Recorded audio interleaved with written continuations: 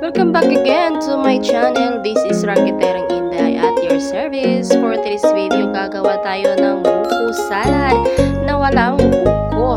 So, titingnan natin kung ano yung pwede natin i-substitute para meron tayong buko na magamit. Tara, let's go!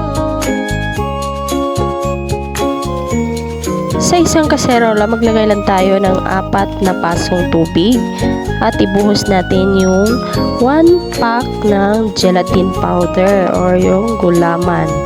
Nag-add na rin ako ng 1/2 cup ng sugar at 1 pack ng cocoa mama.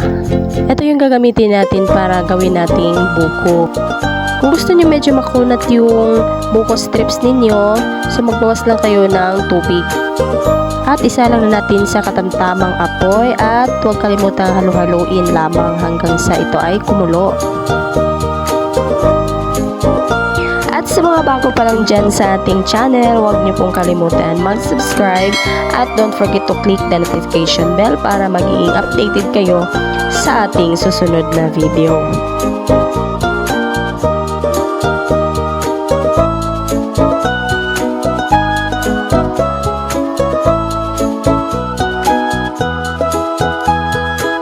Kumulo na po ang ating jelly mixture, isalin na po natin siya sa mga lalagyan at atin po siyang iset aside para mag-firm.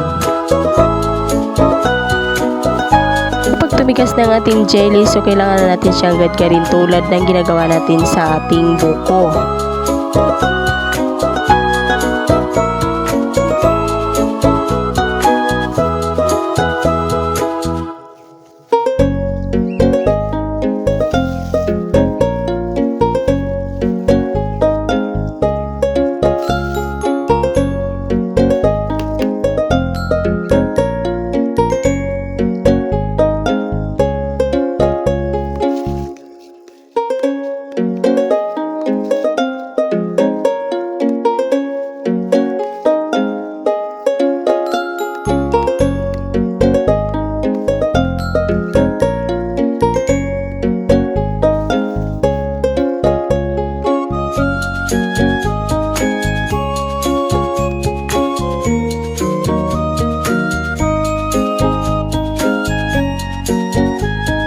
Pagkatapos mag-grate ng ating jelly, so transfer na po natin siya sa malaking bowl at atin na pong pagsamasamahin ang mga sangkap.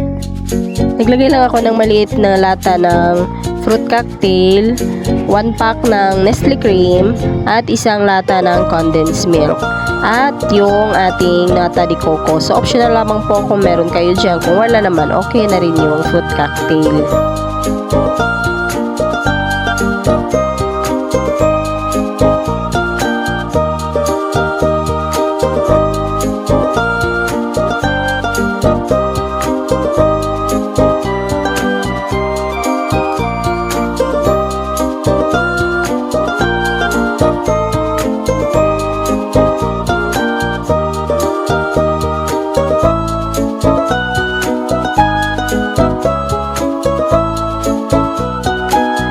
Nagdagdag na rin ako ng cheese, so kinat ko lang ito into cube.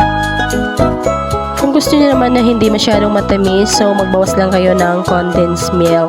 At halo-halo lang mo po mabuti para mag-mix po ang lahat ng ating mga ingredients. At hola, pwede na kayong kumain ng buko salad. O diba, ang bilis lang po gumawa ng buko salad.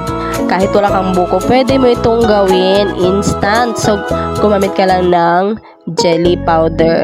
Hindi mo na kailangan pang gumastos ng malaki o maghanap pa ng buko sa kung saan-saan. So, gawin mo na ito at pwede rin itong inegosyo. So, ilagay mo lang ito sa iyong lalagyan kung anong mas preferred sa inyo. So, hanggang dito na lamang po ang aking tutorial for today. Maraming salamat sa inyong panunod. Sana po ay may nakuha kayong konting idea ngayon. At bye-bye! Hanggang sa muli!